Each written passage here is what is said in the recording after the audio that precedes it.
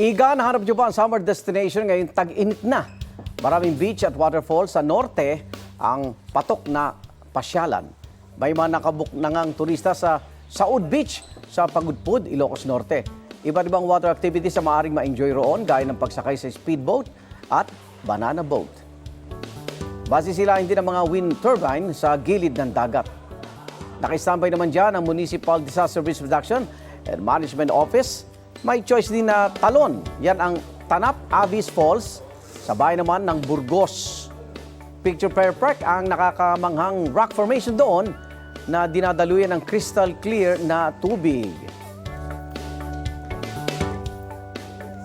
Dinarayo rin ang Ubog Alsem sa bayan naman ng Bintar.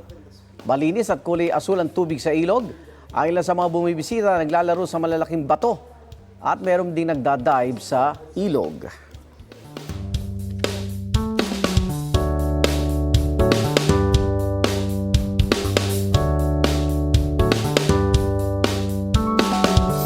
Igan, mauna ka sa mga balita, mag-subscribe na sa GMA Integrated News sa YouTube para sa iba't ibang ulat sa ating bansa.